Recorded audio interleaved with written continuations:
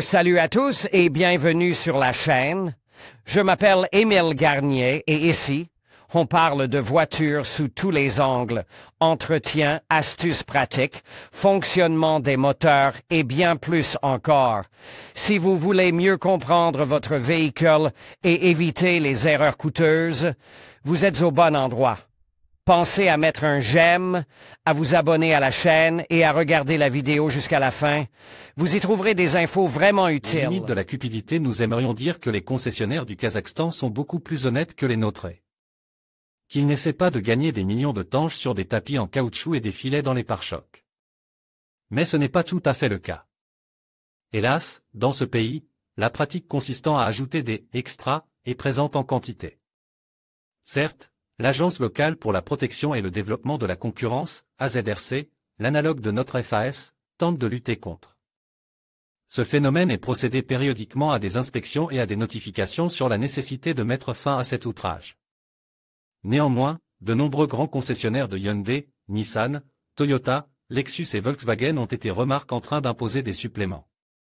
Malheureusement, il n'a pas été possible d'obtenir des données exactes sur les montants que les concessionnaires locaux demandent. De payer en su, à cette fin, il est nécessaire de se rendre personnellement au Kazakhstan et de parler à chaque concessionnaire sur place, mais, selon certaines sources, il lutte assez activement contre ce phénomène, et selon nos normes, les paiements en trop ne devraient pas être trop importants. Carte, argent. Bien sûr, il n'est pas tout à fait sûr d'apporter de l'argent liquide avec soi. Cependant, vous ne pourrez pas non plus payer avec toutes nos cartes au Kazakhstan, les cartes Visa et Mastercard émises en Russie ne fonctionnent que dans notre pays. Il est préférable de se munir d'une carte MIR, dont le service est assuré par certaines banques locales, Sberbank, VTB, Halyk Bank et Centre Crédit. Toutes ces banques sont importantes, la Sberbank ne posera aucun problème et les trois autres vous permettront de payer avec la carte et de retirer de l'argent. Toutefois, le nombre total de banques au Kazakhstan est supérieur à 2 douzaines, et seules ces 4 banques travaillent avec le système MIR. Il sera donc nécessaire de vérifier auprès du concessionnaire automobile quels sont les terminaux utilisés.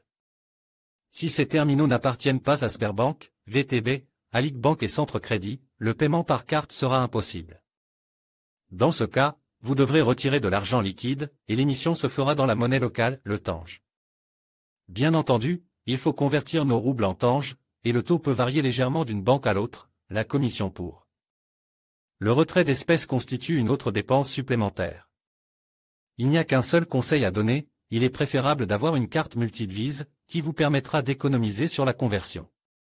Une autre question financière importante est celle de la limite de retrait d'argent. Chaque banque a sa propre limite.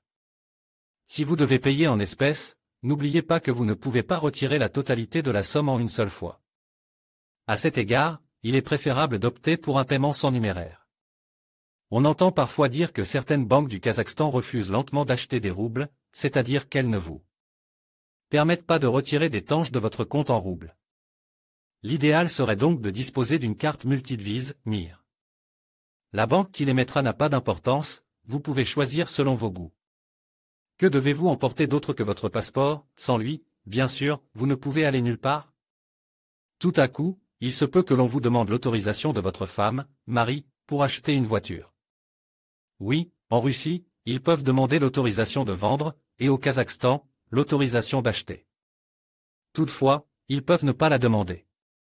Quoi qu'il en soit, si votre passeport porte une marque de mariage, il est préférable d'obtenir une autorisation notariée. Que faut-il acheter? Supposons que vous ayez l'argent et l'envie. Reste à savoir quelle est la chose la plus intéressante à acheter au Kazakhstan. Le plus important est d'acheter une voiture fabriquée dans l'Union économique eurasienne, EAEU.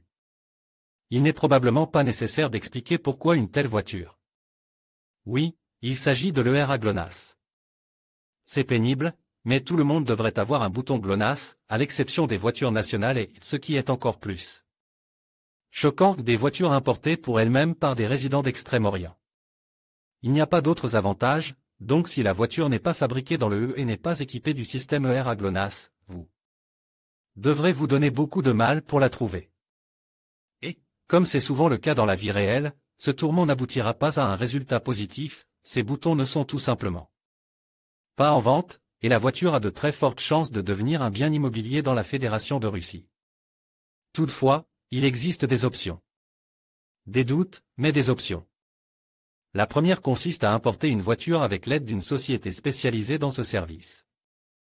Ces sociétés existent, et il leur est plus facile de résoudre le problème du GLONASS, alors que beaucoup refusent catégoriquement de vendre le système aux particuliers. Elles disent qu'il n'y a pas de composants et qu'on ne sait pas quand ils apparaîtront, donc nous ne prendrons même pas de commandes. Elles sont plus disposées à vendre des boutons à des personnes morales.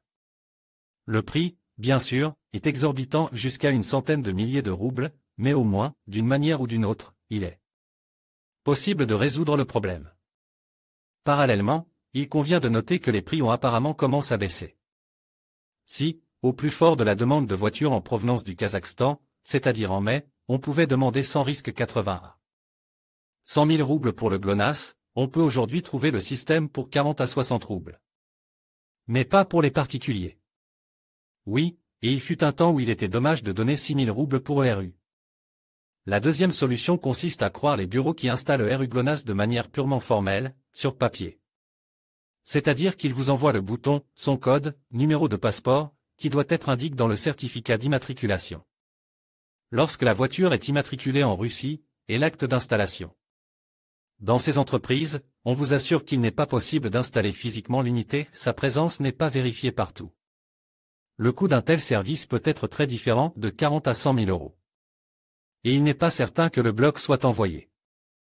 Et ils enverront n'importe quoi, au moins un numéro de passeport. Il y a bien sûr des discussions selon lesquelles d'ici la fin de l'année ou le début de l'année prochaine, il n'y aura pas de pénurie d'unités ER à GLONASS, mais j'ai du mal à y croire. Et nous voulons acheter une voiture maintenant, pas au début de 2023, alors il vaut mieux acheter une voiture avec ce bloc, et il y en a beaucoup au Kazakhstan. Et il n'y aura aucun problème avec les populaires Hyundai, Kia ou Renault produites par le même Saryarka Avtoprom. En outre, si la voiture est produite sur le territoire de l'Union économique eurasienne jusqu'au 31 décembre 2022, elle peut être importée en Russie sans GLONASS. Il s'agit là d'un cas très extrême. Il existe une autre difficulté. Les voitures qui ne sont pas autorisées à être vendues en Russie doivent obtenir un certificat de sécurité de la construction des véhicules, SBCTS. Il s'agit d'un processus assez pénible, qui doit être passé dans un laboratoire spécialisé. Sans ce certificat, il est impossible d'obtenir un point russe. Ainsi, si vous achetez une voiture qui ne provient pas de l'UE, mais qui est importée, par exemple, des Émirats, par exemple, Chevrolet, Tao, Malibu ou Tracker et d'autres voitures principalement américaines, ou une voiture certifiée uniquement pour le marché du Kazakhstan. Il est nécessaire non seulement d'installer le GLONASS, mais aussi d'obtenir le SBCTS. Cela compliquera considérablement le processus d'achat. Le choix d'une voiture qui ne pose pas de problème est une question de goût. Mais ce qu'il ne faut surtout pas aller chercher au Kazakhstan, ce sont des UAZ et des VAZ. Ce n'est pas une question de préférence personnelle, ces voitures sont tout simplement plus chères au Kazakhstan. Mais pour le reste? Voyons, pour le plaisir, combien il en coûtera d'acheter une nouvelle Toyota Camry dans ce pays, nous aimerions bénéficier d'une classe affaires gratuite, quelque chose de fraîchement coréen, par exemple, Kia Sportage, et Lada Granta, pour être sûr qu'au moins quelque chose est moins cher ici. Commençons par la Camry. Nous demandons donc 3 36 000 € pour cette voiture dans un ensemble complet, élégance, avec un moteur de 2,5 litres. Toutefois, selon certaines informations, pour une telle somme, les concessionnaires donneront les oreilles d'un âne mort, mais pas la Camry. Ils sont prêts à offrir la Camry avec des extras au prix de 6 millions. Il est difficile de dire combien elle coûte aujourd'hui, alors regardons le prix officiel, 3,036 millions. Au Kazakhstan, cette voiture est proposée pour 16 845 000 TG. En roubles, 2 267 337 R. Cela semble bien, mais il faudra payer un supplément. Faisons une petite parenthèse lyrique. Un peu de ce qui précédait bien entendu, il n'est pas possible d'importer gratuitement une voiture en Russie, même en provenance de l'UE. Vous devez au minimum payer des droits de douane et des droits d'accise. Le coût du premier dépend du prix d'achat, de 2 à 20 000 roubles, le second de la puissance du moteur, jusqu'à 90 chevaux, vous n'avez rien à payer, mais à partir d'une puissance de 200 chevaux, le coût est de 836 roubles pour un cheval. Il y a d'autres coûts, mais nous vous en parlerons plus tard. Calculons maintenant ce que nous devons payer en plus pour notre Camry. Étant donné que la valeur en roubles au taux de change s'est avérée être de 2,27 millions, le taux de dédouanement sera de 5,5 mille. C'est le taux pour le coût de la voiture jusqu'à 2,5 millions. Pour une voiture coûtant jusqu'à 1,2 million de roubles, vous devez payer 2 000, jusqu'à 5 millions 7 500, jusqu'à 10 millions de roubles 20 000. En principe, ce n'est pas grand-chose, mais la situation est désagréable en ce qui concerne les droits d'accise, puisque la puissance est exactement de 200 chevaux, vous devrez payer 836 rues supplémentaires pour chaque cheval. Mais si nous achetons une voiture de 150 à 200 chevaux, nous paierons 511 roubles pour un cheval, et de 90 à 150 chevaux seulement 53 roubles. Et jusqu'à 90 chevaux, comme je l'ai déjà dit, nous ne paierons rien du tout. Soit 200 fois 836 égale 167 200 roubles. Et maintenant, nous calculons combien coûtera l'achat d'une Camry, 2 267 337 plus 5 500 plus 167 200 plus 167 200 égale 2 440 037 R.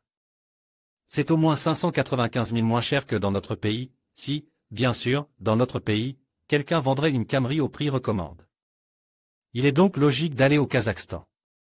Vérifions maintenant les prix du Sportage et de la Granta. Il faut la prendre. Comme vous le savez tous, le nouveau Sportage ne nous est pas parvenu. Par conséquent, nous prenons ce que nous avons sur notre marche, un crossover de passe dans une configuration, confort, simple.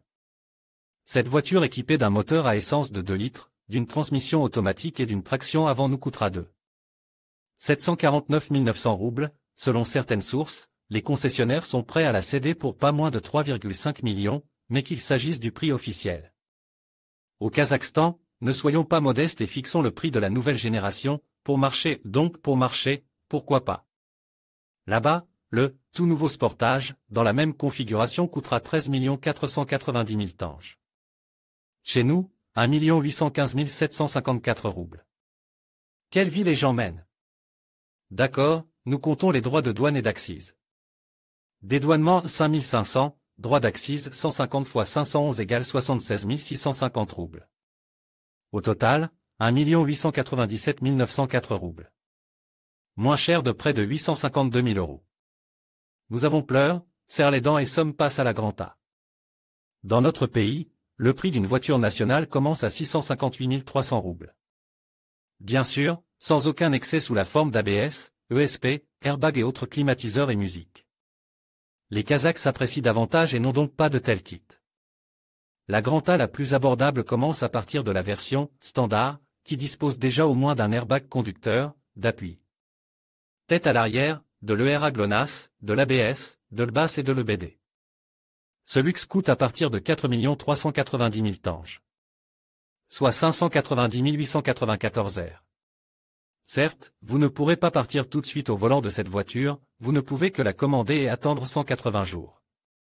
Mais il y a une bonne nouvelle, les impatients peuvent acheter la configuration classique suivante, qui est disponible et ne coûte que 13 400 R de plus. Mais comme nous voulons faire des économies monstrueuses, nous attendrons 6 mois. La surtaxe à l'importation sera de 2000 plus 53 fois 90 égale 6770 R. Et il s'avère que la Granta dans une configuration décente, et nous sommes heureux de considérer toute Granta sauf la classique 22 comme décente, peut être achetée pour 597 664 R. Pour une Granta équipée d'électronique, c'est tout à fait normal. Qu'est-ce qui n'est pas pris en compte? Bien sûr, il y a des frais supplémentaires. Par exemple, vous avez besoin d'une police d'assurance responsabilité civile automobile pour le transit. Plus le coût du transit lui-même, hébergement, billets, carburant. D'une manière générale, il est possible de se rendre au Kazakhstan pour la Granta uniquement en raison d'une énorme envie d'ABS, mais il ne sera pas possible de gagner de l'argent. Pour les autres voitures, tout n'est pas aussi clair, les prix sont encore beaucoup plus bas. Et le choix est plus vaste, et pas seulement parmi les marques prestigieuses. Il y a Chevrolet avec sa Nexia économique, et des marques chinoises. Pour ceux qui veulent quelque chose de plus grand, il y a le Tao. Et ce qui est absolument formidable, c'est que tout cela est assemblé sur le territoire de l'Union économique eurasienne, ce qui ne pose aucun problème avec l'ERA GLONASS. Chevrolet Tao 2021 NI. Tout cela ne serait rien s'il n'y avait pas un inconvénient, les voitures neuves sont généralement appréciées pour leur garantie. On dit que les problèmes d'une voiture neuve sont ceux du concessionnaire et du fabricant, pas les miens. Dans le cas d'une voiture achetée au Kazakhstan, le concessionnaire ne se préoccupera pas de la plupart des problèmes, les conditions de garantie ne s'appliquent pas toujours à d'autres pays. Il est donc préférable d'oublier cet avantage d'une voiture neuve. Et où trouver un concessionnaire Chevrolet dans notre pays?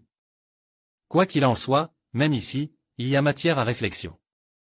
En conclusion, acheter une nouvelle voiture au Kazakhstan peut être une expérience enrichissante si l'on est bien informé.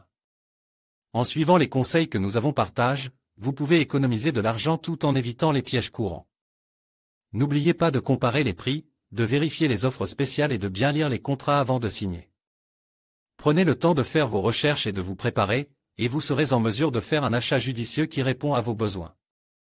Merci de nous avoir suivis, et à bientôt pour d'autres conseils pratiques.